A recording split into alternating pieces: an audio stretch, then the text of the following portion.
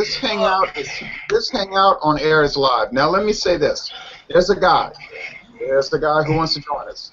His name on Google Plus is Chris Johnson. Chris, when I tried to bring up your name on the invite, it would not come up. I am not kidding you. I invited every single friend I have on Facebook. So we might see some people add on in a minute that are very angry, saying, "Why did you invite me?" All right. People you don't want to see. Right, and there's nothing I could do about it because his name, remember, it's the same problem you had, Patrick. We could not get your name to come up. But you said it was some kind of problem on your end, and then remember all of a sudden it started coming up. Okay, like a flower coming up, like Paul McCartney said. Now, okay, let's get it together. Tonight, we're looking at Select from Budweiser, formerly known as Bud Light. known as Budweiser Select. All right. Before we start talking, I'm going to introduce all our people. We have from the West, Keone. In California, I thought we might have Beer Cub, but I think I remember him telling me he couldn't join this week. From the South, we have myself. Oh, also from the West, we have Paul from Texas, rainy Texas, formerly drought-stricken Texas. From Louisiana, myself. From Mississippi, the Brister. All right. From Alabama, we have Jean H. Pierre. Hello, Jean. Hello. Jean froze up. All right. And from the North, we have John Sharon. John, where's Charles? I don't know. I think he's working. Oh. We have Patrick from the North. Salutations. We have Eric from the North. Now, who wants to tell us about this sort of strange beer, really?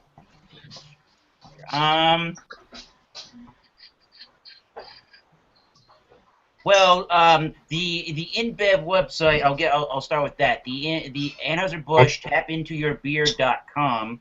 They say that this is they call it Select from Budweiser. They say Select contains only 99 calories and 3.1 grams of carbohydrates per 12-ounce serving, which is favorable when compared with traditional premium regular light beer lagers. So they're trying to be a fuller. I think what they're trying to do here is they're trying to capture the taste of Budweiser with all the perks of drinking a light beer involved in it. Did you guys know that Jay-Z was a spokesman for this beer? What's up? Jay-Z. Oh, Jay-Z. Yeah, when it first came out. Yeah. So if you drink the beer, they'll yank a microphone out of your hand. All right. No, that's yeah. Let's get at it. Now, It disappeared quickly. Yeah, it's gone. well, never mind trying to invite him. I can't even get that thing to go out the way now. You don't see me? Sort of. It's got a box came up that says invite people. Now I can't get it to uncome up. Uncome up. Please stand by. All right. Well, however you use those English terms. Now, Eric, you're right. It's sort of a mirror image of the old Bud Dry. You remember that beer? Bud Dry was an oddity because it was sort of like a regular premium beer that was made to taste like a light beer, but it had the premium alcohol 5%, and it had the calorie count of a premium beer. But then here you have Bud, whatever it's called, Select from Budweiser, which is a light beer made to taste like a premium beer. It's got low calories, but a relatively high alcohol content, 4.3. That's with Rolling Rock, along with Rolling Rock and Busch, correct? Yes. And Keystone Premium and Milwaukee's Best. You know, it's kind of an average, low average premium beer alcohol content, right? I think the whole point in the marketing is probably more or less to the point that some people just can't drink Budweiser all night long at the club or something, but you can drink Bud Light Select or Bud Budweiser Select all night long at the club and be just fine. And you're not. And I think maybe Anheuser-Busch is trying to tell you, well, you shouldn't be able to tell a difference, really. What marketing, though? Yeah, There is no marketing. Well, I don't think There isn't any now. I will guarantee you in Louisville you won't see us at the bar in Louisville. I got a Schaefer glass, which is kind of strange, but I just figured I will show it off. I don't know if you'll see this on tap in any bar in the world. Really, where have you ever seen it? I've never seen it on tap anywhere. I've never seen it in a bar anywhere. I seen it in a bar when it was advertised major, but like everybody said, it goes away after a few months and it's just dropped. right. When this beer came out in 2005, it was heavily advertised. You probably remember that because it showed the beer flying out of the bottle, and then it showed them laying the cap upside down on it. Remember that? Yep. It was like, and the beer spurting out is supposed to look like a crown. Budweiser, the king of beers, a crown. But and they've changed the label like 3 or 4 times in only 10 years. When it first came out, it was like a gold, making it look fancy, like a. I'm sorry about those chimes. My fault. I don't know how to stop that. It was gold, and it was trying to make it look like something you'd see at a country club, and then that got changed, and then about a year ago they changed the name from Select. They just call it Select, premium light beer from Budweiser. And now, Eric, what are those ingredients again? The ingredients, as basic as they may be on this beer, are water, barley malt, corn, rice, and/or dextrose syrup. And/or. Yeah, and/or. It's like if they run out of rice or corn, then they'll use syrup. Yeah. Now, is it not? Oh, hey! I did it. No! Chris, we could not get your name to pop up to save our life. I figured it out. Yay. Oh, he figured it out. Oh, look at that, Natty Daddy. I've done an examination, so it was a little new to me. Red's Wicked Apple Ale. Okay. Now, we were just getting started, Chris. Paul was remarking about how the head died right away. Mine's retaining a little bit, but I don't think it's going to retain too much. It's kind of a golden look, isn't it? It is much more so than Budweiser. More golden? I think so. Yeah. Budweiser's really straw, This has got a color to it. Yeah, you're right, Paul. I'm getting a thick white head over here. Oh, jeepers. Look at that. Now, this thing is priced around the same as Budweiser, right? I got $6.95 for a 6-pack. I don't know if that's comfortable or not. I get $6.49 for a 6-pack, I believe. And I paid I paid I think $10.99 for a 12-pack, That seems pretty good. which to me was a good deal. It might have been $11.99. I wrote it down, but it was at Rouse's. At Walmart over here, they mostly sell the cans, the black 12-ounce cans. In the city, New Orleans, you'll see it in the cans and the bottles. When this beer first came out, like I said, they ran a lot of. Look at that 24-ounce can. Hey. Nice one. They ran a lot of ads. That's a 25-ounce can, isn't it? Yeah. They don't sell extra. 24 ounce in my area no more. With that 1 free ounce. How long did they promote this beer? About a year, John? I'm going to say a year or less. It wasn't very long. And then they just let it coast. Anheuser-Busch is bad for doing that. Miller is worse for doing it. I was But going to say the 64 got even less advertisement, I think. Yeah. But it's like what you said, Jay. I mean, they come out with these beers, which I think are good beers, and they'll promote the crap out of them for 6, 8, 9 months, and they're done. That's it. I guess they just got some kind of strategy. I don't know what it is. They think they think the name itself, Budweiser, speaks enough volume that it's going to sell. It's going to sell just by the name alone, maybe. It probably should, though. Yeah.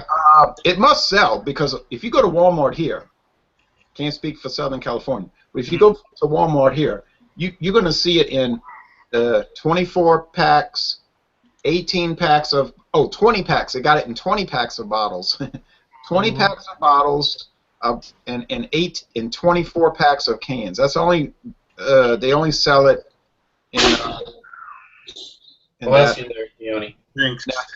Now, yeah, we're going to get into that in a minute, Eric, discussing actual beer.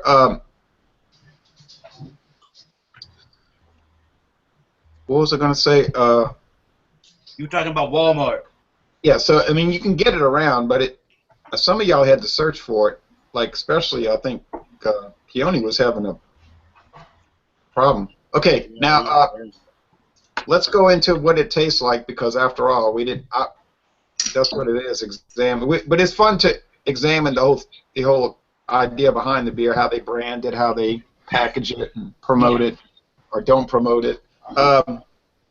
Oh, one more thing. It is on the Budweiser website. If you click on the Budweiser brand website, it's featured. You know, Bud Ice is no longer considered part of the Budweiser family, but this one is.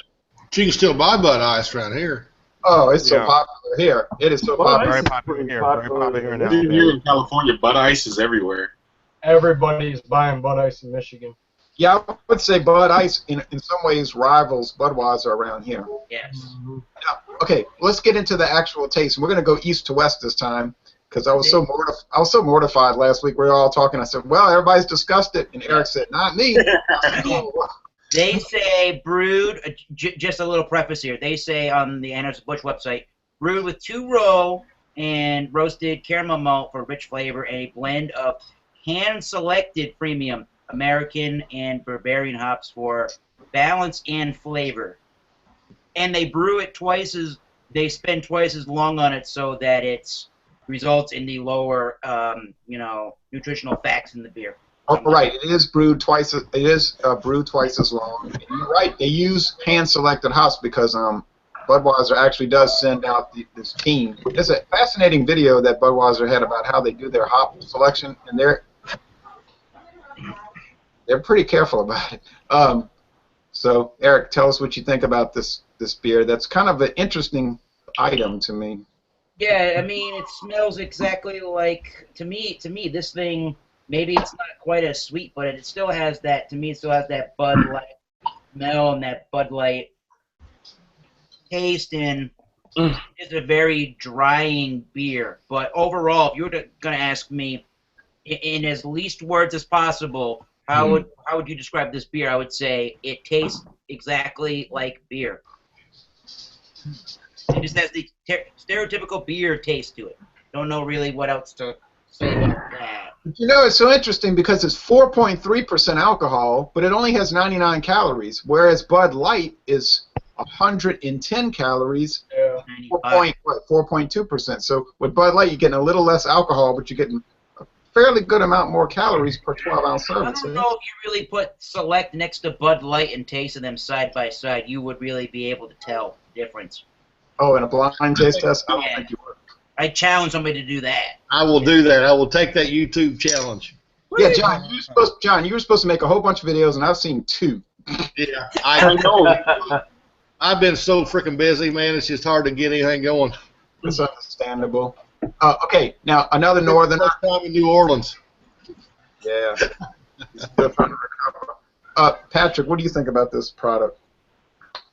To me, it sort of, I would agree with Eric. It just sort of has a generic beer flavor to me. It's got a little more flavor than I expected it to. The head lasted like maybe 30 seconds and was gone on mine. It was big and foamy and then went away right away. And it just sort of has, it's a Bud Light clone to me. Yeah. And it probably sells 1% a day of what Bud Light sells, huh? I would agree with that, Patrick. I wouldn't want to live I would on agree with that. Let's see. Any other northern? Oh yeah, John, up north. What do you think? Oh, I mean, just barely north of the Ohio River, but anyway, it's still north of it. What? I'm going to have to disagree with most of you guys because I don't think this tastes anything like Bud Light. Okay.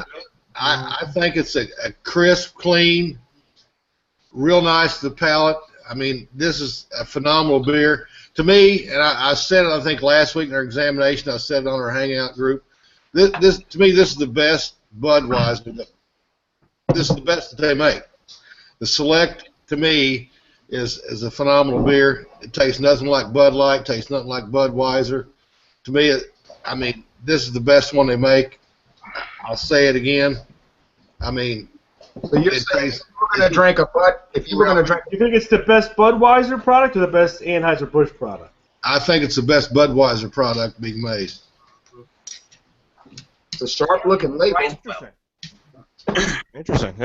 But Do you think it would do less or better if you didn't have the Budweiser label on it? If you just came up with a different title for it? I'm wondering if it gets hurt by the Bud label or helped more. I think helped. Yeah, I do too. But you know, and I've said this in more than one of our examinations. I think this is one of those beers that you could put in a tap house and put a guest tap on, and I think people would drink the shit out of this stuff. And then you tell them at the end of the night what it is, and they just crap their pants. Not because of the beer. No, not I think, John, I think you could really pull that off with like King Cobra. Yeah. Woo! Yeah, King Cobra. Because, or especially even a higher gravity one like the Hurricane High Gravity, because what happens is those imperial lagers that people will be like, oh, you know, because it's so bold in the flavor, and they'll say, you know, oh, this is really strong, and it has all these like intense flavors, and then you know they would go on, and they'd say it's very similar to craft beer. Right, it's very similar to the Abita Andy Gator. I love these. I love these Helles Doppelbox, and I'd say, yeah, you know, it's Hurricane High Gravity, and they spit it out. I knew something was wrong with it. Well, Chris is back. But to me, this is the best one they make. I mean, I'm very well satisfied. I'm very well pleased. I mean, it's inexpensive for a 6-pack, and this is one I'd probably take to a, you know, if I'd stop and get 6 beers and take to a party, this would be one I'd stop and get. And you've had it off and on over the 10 years it's been out? Yeah. All right, now I want to go down south to Jean first. What do you think, Jean Pierre? Well, I'm drinking this. Hold on. Can you guys hear me pretty good? Yeah. Okay. It's okay. I was reading an article today before we came on. They were talking about 9 beers, and I don't know. We'll probably get to that topic later. But they were talking about 9 beers that might be going away, and it came out back in 2013.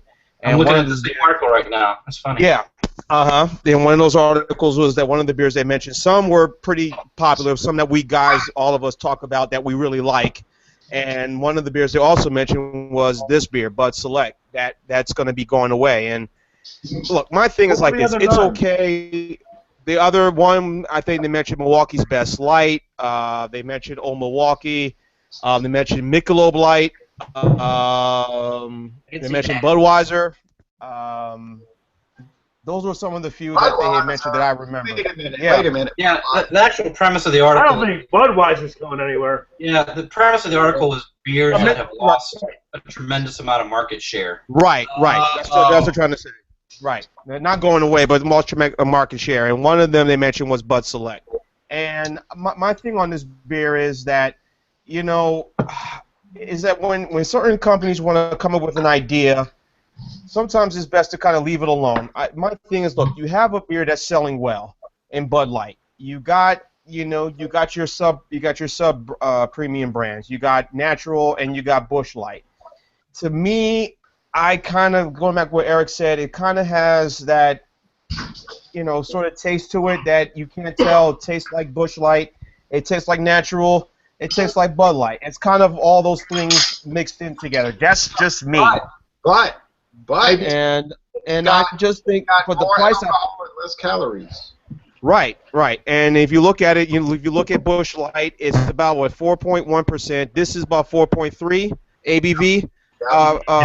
And Bud Light is 4.2. Natural Light is about what? And if you look at the calories, they're about all the same. So I'm kind of wonder, you know, when they came out with this back in 2005. You know, was it really needed? I mean, you already have 3 other beers that are doing well, particularly or was your it just top brand. intended to be a chick beer? Well, that's a good point. Kind of like Michelob Ultra. Kind of the same thing. Sure Kind of was, like the Miller beer was. I mean, sure Right. wasn't marketed as a chip beer. It was marketed as a country club golfer's beer because Right. what the distributor told me is that Michelob Ultra is huge with the golfers, man. They drink that stuff like mad at the golf course. So I don't know. Who knows? I mean, if you ask me, they should have never gotten rid of Bud Dry. They should have promoted that. Bud Dry, and John knows this. Bud Dry was a good beer. yeah. Bud Dry That was was a good beer. terrible. Bud Dry was a good beer. So, But you know, I mean, it's okay. I like it, but you know, again, I paid like something and change at this local store here, and it came up to about $6. But you know, I just think that Anheuser-Busch kind of whiff on this. But again, you have all three beers as I mentioned, and you got this, and I said, you know, they really didn't need to put this out there. But You're not you know, obligated. whatever. I can tell a company what to do. You're not obligated to like it. And you're not obligated to praise it at all. Now, Right. I would rather you tell us the truth than tell us a bunch of garbage. So I appreciate you saying that. Now I want to go to the Bristol. Bristol, this would be a beer that you would enjoy for your sampling pleasure and tasting. Brister. This isn't something I'd buy on a regular basis, but I kind of like what it brings to the table because of the lower calorie count. Like, for example, if I knew somebody that drank exclusively Bud Light or Miller Light because they were trying to like watch their calories, I would recommend this beer because it's 10 calories less per beer, and it's 4 and it doesn't substitute the alcohol content. It's not like it's a 3% beer. It's still 4.3. So I would recommend this over Bud Light or Miller Light. And don't you think it probably has the highest alcohol of any light beer? It does have higher than. Actually, yes. It's actually right around the same as like some of the non-light lagers, like Rolling Rock, like you said earlier. It's the same. Here's an interesting question. What beer would you like to see resurrected, Patrick says? Oh, I'll tell you that right now. I can tell you that before you can finish. All of staff. Meister Brow. Yeah, exactly. Meisterbrow. Or Falstaff. That.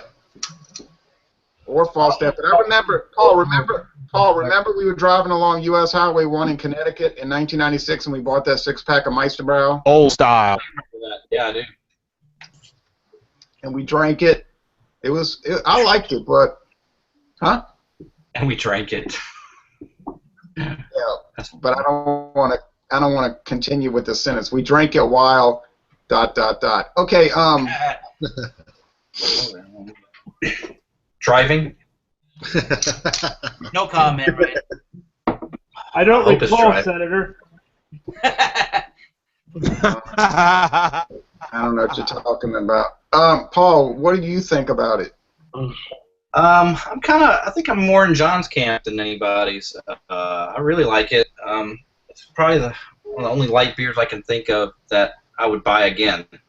You know what I mean? Like, I don't particularly care for light beers, really at all. I mean, I'll drink them if they're around, but this has got some oomph to it. I mean, it tastes like a beer.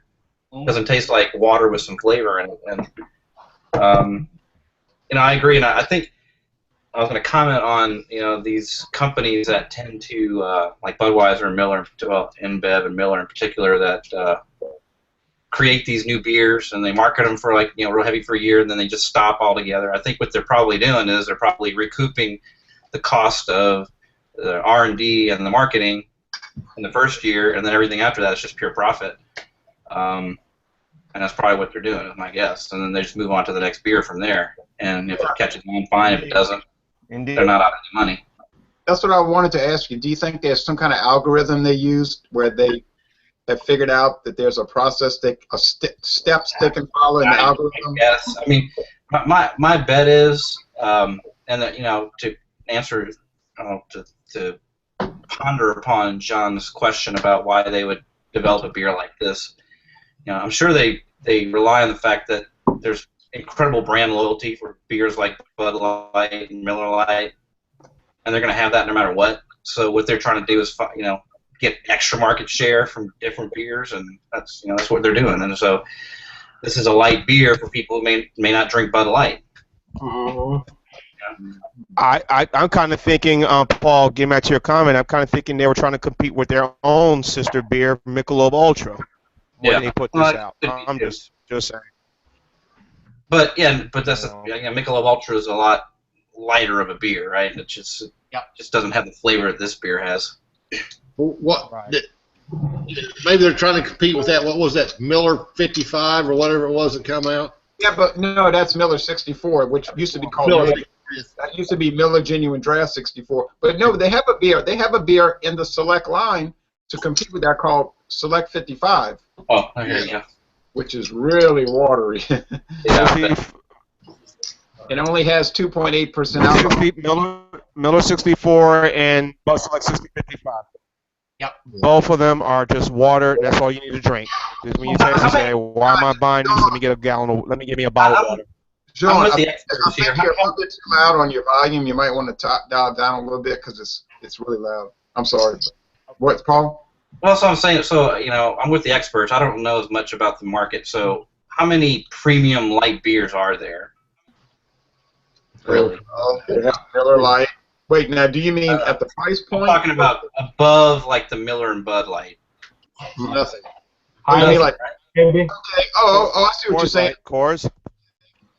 So he's like meaning above. Michelob's kind of viewed as like a more premium than Miller, for example. Above premium. Yeah. Heineken really didn't taste like a light beer for light. Macro above premium, I guess. I'm very positive about this beer. Tell you what, I'm gonna get to y'all, and we're not trying to ignore the West. Okay. we like the West. To answer your question, Paul, there's Michelob Light. All right. There's, I think Michelob Ultra. It would probably be considered an above premium beer. Right. Certainly. You have your Heineken Light. Amstel Light. Amstel Light, yes, that would be one of them. Corona Light. Corona Light, yeah, because Corona's priced at the above premium level. Yingling Light. Premium. Yingling Light. I would pick Yingling Light in there. I would not include Yingling. To me, is just a premium beer. If it's that. Yeah. Yingling is college swill. Yeah. Thank you. Until 2009. Okay, so there's not many. There's not many. I mean, their light version, their light beer. I think they were going for that market, and and using their name, obviously behind it, and they probably did an okay job. I mean, like I said, I like it a lot. I would drink it again, which isn't usually the case for a light beer. So, how do you think Katie would like it? Huh? Katie would. She'd like it. I mean, she likes more flavor than that, I think, but I think she'd like it better than Bud Light. But she prefer Budweiser, obviously. Yeah. Okay. Now out to the far. That's good on tap too, by the way. Oh wait, now Chris Johnson, where are you from? Oh, tap. Oh yeah, that is. Chris Johnson, where are you from? I'm from Michigan. Oh, Michigan. Well, we got to go back up north. Sorry, Chris. Now, what do you think about this beer? And then we're going to go to Keone. Keone's saying, "You bastard, you're Norman." No, I'm not. And then Eric and okay, so Eric already told us He's got his own time zone. Eric didn't care for it too much, right? Right. I'm defriending you, Eric. Back at you, brother. If there's any lesson we've learned in this, John, is that if you disagree with people about beer, you cannot be their friend. It's about Coors Light beer. Let's go. Come on now. Okay, now Chris Johnson, we appreciate you joining us. Chris said he was really excited about joining us. And we are glad to meet you, and we appreciate having beer enthusiasts join our gang. So what do you think? Welcome, Chris. Well, basically, I just think that welcome. Budweiser, they wanted to do a light beer, right? And basically what happened was they wanted to produce a light beer that tasted more like Budweiser. And Bud Light didn't really taste like Budweiser, so they came out with this Select here to have a light beer with less calories, but did taste more like a Budweiser, because that's what I'm picking up. Okay, and how do you like it? I think it's great. I would take this over Bud Light any day. even though it's got less calories, I think it tastes more like a Budweiser to me, is what I'm saying. So you could do some serious session drinking with it. Well, sure you could, yeah. Mm-hmm. But It's probably the other said, it's probably the only light beer I could probably drink. right. But Eric, I mean, and enjoy it. Mm-hmm. Session it and enjoy it, not session it and hate it. Like I drink some of that Kirkland Signature light beer. I could session it, but I don't think I would necessarily enjoy Kirkland Signature. Kind of like Jay, you're getting cut off after this, buddy. I can't really enjoy Steel Reserve. I've reviewed it before, but it is so sweet and cloying, it just makes me want to gag after the review. You're talking about 8.1, right? Yeah. The triple export or the silver can? I'm talking about the regular silver 211. Yeah. Just to bring that up real fast, my daughter drank Steel. Now, you know my daughter has done many beer reviews with me, and I think she counted it was like 70 since she was 18 years old or something like that. Some outrageous number. But anyway, I think the first one she ever reviewed with me was Chimay Red Cap. Mm-hmm. So she ain't exactly reviewing bottom barrel stuff.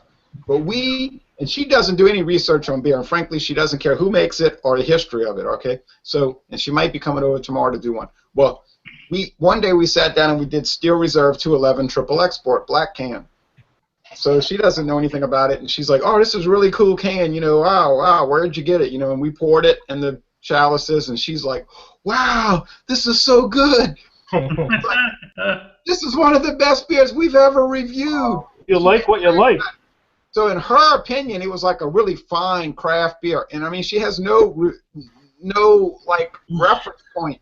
No agenda. She has no agenda. I mean, I really enjoyed 6.0 Steel Reserve you give us, Jay. That was a good beer. Oh, y'all enjoyed the 6.0 Steel Reserve, right? Yeah. I tried to tell everybody it's really smooth. It is. It's a very smooth malt liquor. To me, it's one of the best on the market, the 6% Steel Reserve. Yeah. I personally prefer King Cobra malt liquor better. I think that's a lot more smoother, mellower. Oh, I could drink King Cobra like Perfect. I agree. I agree. I can go right to Food for Less and get me some King Cobra tonight. Oh, yeah. Hey, Jay, go back. Food for Less in your town sells beer? Because my Food for Less doesn't sell beer. Yeah, but this is like a different company. They sell King Cobra. They sell a lot of beer. Their prices aren't really that good. I call it food for even. But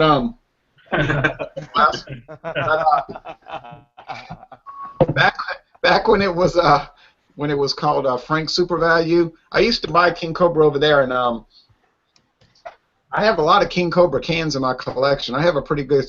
But the only thing that really disturbs me is that I had an old 40-ounce bottle of King Cobra, the original label. Mm-hmm. And the gold started flaking off of it, so I threw it away. That was pretty stupid. Yeah. It wasn't the original. It was a 1996 label, because if you know anything about King Cobra, when it first came out in 1984, it was in a brown bottle with a Michelob shroud on it. Oh, yeah. Right. The paper shroud, and it had an embossed bottle. I mean, imagine having that in the collection today. It was beautiful. It's a beautiful bottle, just like the old Schlitz malt liquor bottles. Worth something. Oh, Schlitz malt liquor was in the shroud, but there's a whole, and Jean-Pierre is an expert on this. There's a whole history with malt liquor that it was actually, when it first came out, it was sold as a Michelob type beer. Yeah. Lowenbrow. Remember Lowenbrow? Yes. Lowenbrow was sold. Yes, it was. Do I? Tonight is kind of special. Yeah. Here's two good friends. Tonight is kind of special. Balls. Oh, Patrick's never tried. Patrick never tried Cobra. Patrick, you're not living. Here you are. Keone. We're gonna last, but certainly not least. What do you think about Select from Budweiser? I actually really admire it, and I really appreciate what they're doing here. And I agree with Chris and John about this is nothing like Bud Light. I actually am surprised how accurate they were able to get the taste to taste like Budweiser. Good way to tell how this tastes to the people at home, I would say it's like if you put a little bit of water with Budweiser, kind of diluted a little bit, but all the flavors of Budweiser are still intact. With Bud Light, I noticed you don't get that. It's a whole different type of taste. But this still has the Budweiser taste, but it's kind of not completely there. And I think this is good for like when people are just hanging out trying to cool off, because I noticed with this beer compared to many others, when you drink it, it doesn't linger on your mouth like other beers. It's almost like drinking water. I don't know if you guys noticed that as well, but Yeah. Eric, that's a legitimate question, but people want to dilute Budweiser because they don't want to have all the full calories and they want to drink a lot of beer in a particular time period. Absolutely. So, Keanu, you're saying it's like drinking Budweiser with ice. yeah, exactly. I actually believe this beer should have been Bud Light. This is the true Bud Light right here. See, my grandmother, she's different. She's 18 years old, but she likes to drink beer on the rocks. I'm not kidding, man. Miller Fortune. I'll do that if I have to. We were in Arizona. It was really hot. We were driving through Arizona on U.S. Highway 89, I think it was, and she was like, I was like, let's stop to eat. Okay, let's do it. And so we're sitting in the restaurant, and she's like, I want a beer. I want a beer. I was like, all right. And she tells the waitress, can you bring me a glass with ice? And I told my grandma, I was like, why do you need that? Oh, I always drink beer over ice. That is so bizarre. But she drank it, and she was like, it's so good, isn't it? Yes. I'd rather have it over ice than have a lukewarm beer, though. Hey, but you know, I want to go back on something we talked about earlier in this session about Budweiser losing market share. I mean, I guess I can say I was in New Orleans with Jay a couple weeks ago. I've been about 5 places before then. And Budweiser's losing market share. I'd like to see where it's at. Because I know, right? I guarantee you one thing. We were talking relative. Budweiser. It's bourbon and scotch, though. Huh? That's who they're losing it to, is bourbon and scotch. Yeah. Bourbon, scotch, and those who like red wine. And, of course, the craft beer folks. And the craft beer folks, too. All right. But what John, I think what John is saying is that when he was walking around Bourbon Street and other parts of the French Quarter, everywhere he went, he was seeing what? Hey, I gotta get going. My kids are screaming. Okay, Paul, we appreciate you joining us. Let me just say about the Budweiser thing. I think what they're saying is that it's just relative to what Budweiser used to sell. Yeah. Now it's before Bud Light, Miller Lite just completely took over the entire market. Yeah. So yeah, they used to sell 50 million barrels. Now they sell 15 million barrels. You know, but they're still a big brand. Yeah, 16 million. But then if you include Bud Light, it's still as big as it was. All right, we'll see you next week for third shift. But you know, I mean, you've got your select market for each thing, and I think if you get in those markets like New Orleans and down on Bourbon Street, and some of these other places like this, I mean, you're not going to sell a $15 frickin' bomber craft beer. You're going to sell a $3 frickin' 16-ounce frickin' Dixie cup of frickin' Budweiser, Bud Light. Right. So when you were down there, and you know how crowded it was down there on Bourbon Street. Yeah. You were seeing a lot of people drinking Budweiser and Bud Light. Yeah, because they was 3 for 1, 2 for 1. Huh. I mean, you're talking about buying 3 beers for $10. Yeah, and if you go to the train station in New Orleans, if you go to the Union Station, the train station, they have a special there. They sell 2 Budweisers or 2 Bud Lights or 2 Bud Ice, 2 for $5. Which, you know, in a city. I got that beat, Jay. Oh yeah.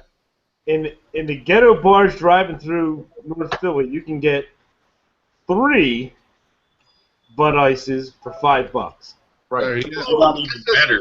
But this is a train station.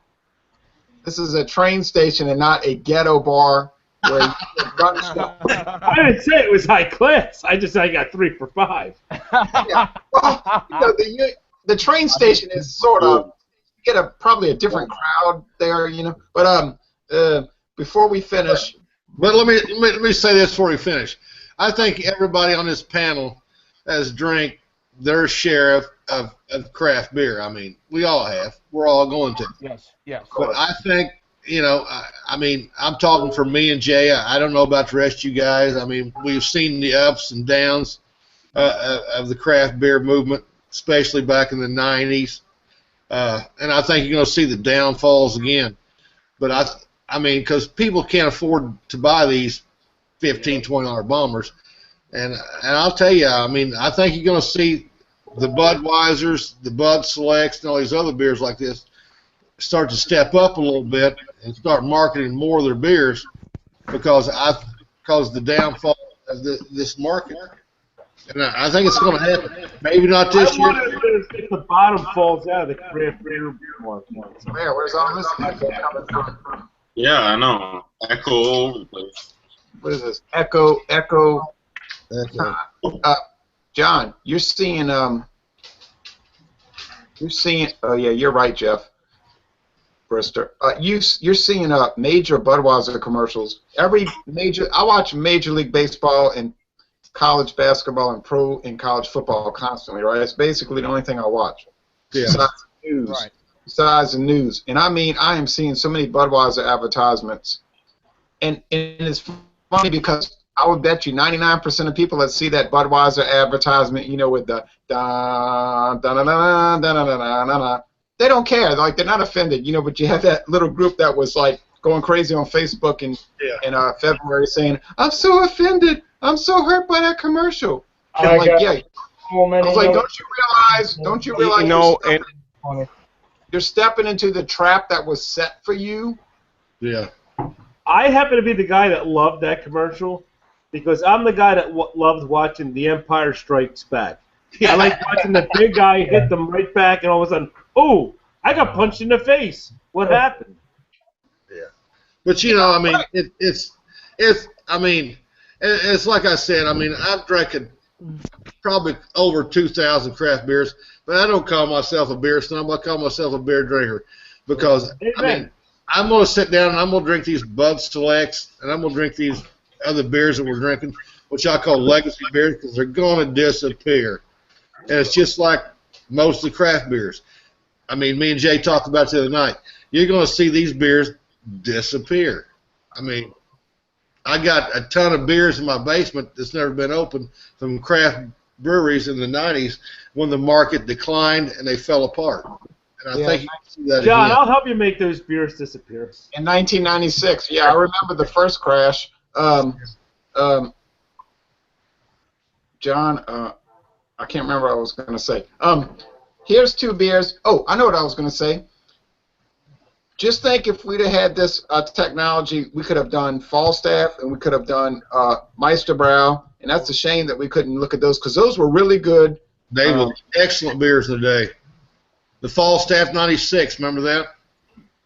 No, but I've got a can of it. That's I remember Falstaff. Yeah. Falstaff was like a roastier. It was sort of like the Coors Batch 19, you know. Yeah. Here's two beer. Here's a bottle and a can. I used to drink this stuff like crazy, man. Bud Dry. Oh wow. I went in the store. I was probably the only person in La Place that bought it. They used to sell it for $5. John. Yeah. John Sharon, get back to what you're saying with the craft beers. That's coming from you. Okay. All right. Let me take mine down. Is that better? Yeah. Turn it to 11. Okay. Well, getting back to what you were saying, John, about the craft beers, I think they were starting to slowly realize that. I think they're realizing that their prices are getting a little too high, and that they need to sort of kind of, drop down. Now, I mean drop down all the way down to the level of Bud Light or whatever, but at least drop down to a reasonable price where, someone can able to afford and buy it. Because, as you said, once they hit that price point, people are going to say, look, I can't do it. Let me go get me a Yingling. Let me go get me that's close to a craft beer. Let me get me a Sam Adams. That's close to a craft beer. I'll buy that before I buy, the KBS or anything from Oscar Blues Company, Blues Brewery, whatever it is. You know, Sean, it's like, who in the world wants to pay $10 for a bottle of beer? Exactly. How? I mean, when I see those kind of prices, I just say I'm gonna imagine how good it is. Yeah. Yes. Well, Jay, Yes. it's like those against grain beers I give you. I think those was like $11.99 price range. Oh Lord. And It's just water, I've seen your reviews. barley, and yeast. Oh wait, Not now, worth as much. right? Water, barley malt, hops, and yeast, and maybe an adjunct or flavoring. What did you think about my reviews, John? I thought they was very spot on and very excellent reviews. And I hope everybody watched them reviews because you'll probably never see those beers again. No, I tried to be fair with them. Yeah, and you was. I thought you was very fair with them. The KBS was wonderful. I got in a little bit of trouble by saying that I would rather drink Corona Extra than KBS, though. I've seen that. Oh, speaking of which, hold on. I got something to show you guys. Uh-oh. Sleep. Arrogant bastard, y'all gonna do that review later in a Yeah, I little think while. Yoni and I are going to do that next. I don't have that. I want to do the Double Bastard. I drank a bottle of Double Bastard, and I made a video review, and I had to delete it.